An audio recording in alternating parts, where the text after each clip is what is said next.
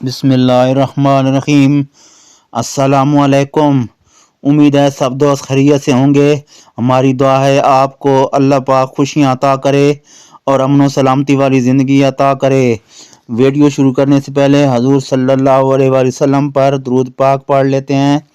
الصلاۃ والسلام علیک یا سیدی یا رسول اللہ وعلی آلک واصحابک یا سیدی یا حبیب اللہ۔ الصلاۃ والسلام علیک یا سیدی یا نور اللہ۔ آج ویڈیو کا موضوع ہے سیرت النبی صلی اللہ علیہ وآلہ وسلم سے۔ بے شک اللہ اہل بدر سے واقف ہے، کیونکہ اس نے فرما دیا۔ یوم بدر واقعہ میں یوم فرقان تھا کہ کفر و اسلام میں فرق ظاہر ہو گیا اور اللہ عز و جل نے ضعف کے بعد مسلمانوں کو تقویت دی، چنانچہ اس نعمت کو یوں یاد دلایا ہے: وَلَقَدْ نَصَرَكُمُ اللَّهُ بِبَدْرٍ وَأَنْتُمْ أَذِلَّةٌ آل عمران رکوع نمبر 3۔ اور تمہاری مدد کر چکا ہے اللہ بدر کی لڑائی میں اور تم بے مقدور تھے۔ اس دن سے اسلام کا سکہ کفار کے دل میں جم گیا اور اہل مدینہ میں بہت سے لوگ ایمان لائے۔ اہل بدر کے فضائل میں اتنا ہی کہہ دینا کافی ہے کہ رسول اللہ صلی اللہ علیہ وسلم نے ان کے حق میں فرمایا ہے: بے شک اللہ اہل بدر سے واقف ہے، کیونکہ اس نے فرما دیا کہ تم عمل کرو جو چاہو، البتہ تمہارے واسطے جنت ثابت ہو چکی، یا تحقیق میں نے تمہیں بخش دیا۔ آخرت میں مغفور ہونے کے علاوہ دنیا میں بھی بدری ہونے خاص امتیاز کا سبب شمار کیا جاتا تھا، بلکہ وہ ہتھیار بھی جن سے بدر میں کام لیا گیا تھا تبرک خیال کیے جاتے تھے۔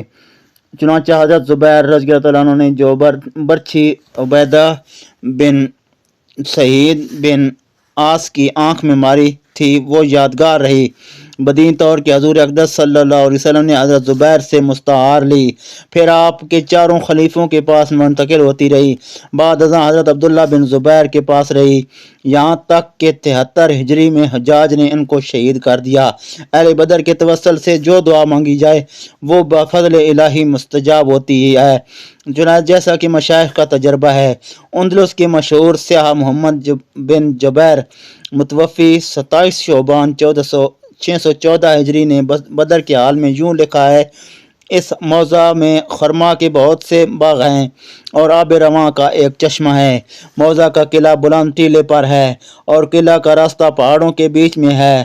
وہ قطعہ زمین نشیب میں ہے جہاں اسلامی لڑائی ہوئی تھی، اور اللہ تعالیٰ نے اسلام کو عزت اور اہل شرک کو ذلت دی۔ آج کل اس زمین میں خرما کا باغ ہے اور اس کے بیچ میں گنج شہیداں ہے۔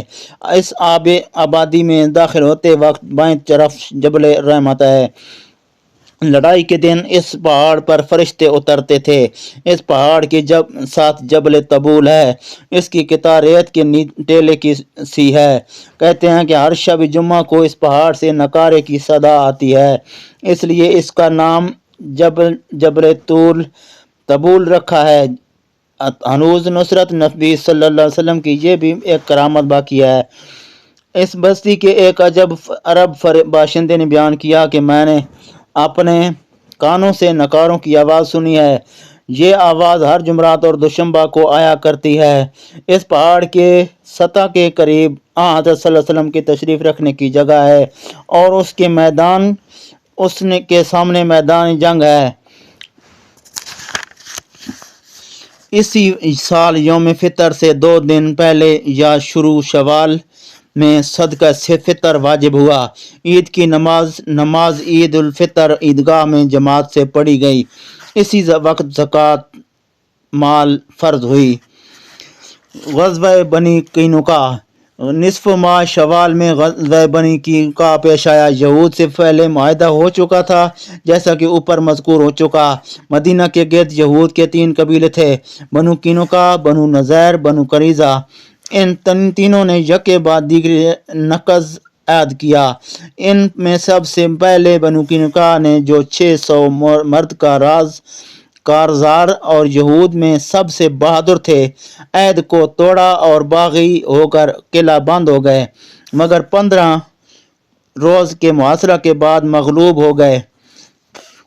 حضرت صلی اللہ علیہ وسلم نے ان کو جلا وطن کر دیا اور وہ ازراعات ملک شام میں پہنچا دیے گئے۔ جہاں وہ جلدی ہلاک ہو تباہ ہو گئے۔ غزوہ سویق ماضی ذوالقعدہ میں غزوہ سویق وقوع میں آیا۔ سویق عرب میں ستو کو کہتے ہیں، چنانچہ اس غزوہ میں کفار کی غزا ستو تھی، اس لیے اس نام سے موسوم ہوا۔ اس غزوہ کا سبب یہ تھا کہ غزوہ بدر کے بعد ابو سفیان نے قسم کھائی تھی کہ جب تک میں محمد صلی اللہ علیہ وسلم سے لڑائی نہ کر لوں جنابت سے سر نہ دھوؤں گا۔ اس لیے قسم کو پورا کرنے کے لیے وہ 200 سوار لے کر نکلا۔ مقام عریض میں انس نے ایک نخلستان کو جلا دیا اور ایک انصاری کو قتل کر ڈالا۔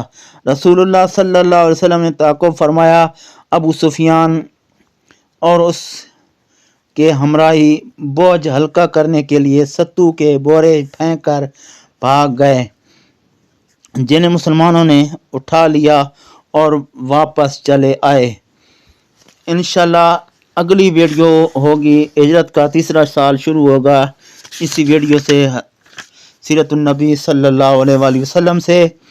انشاءاللہ ویڈیو دیکھتے رہیں، اور اس کو اگر ہو سکے تو لائک کر دیں اور شیئر بھی کر دیں۔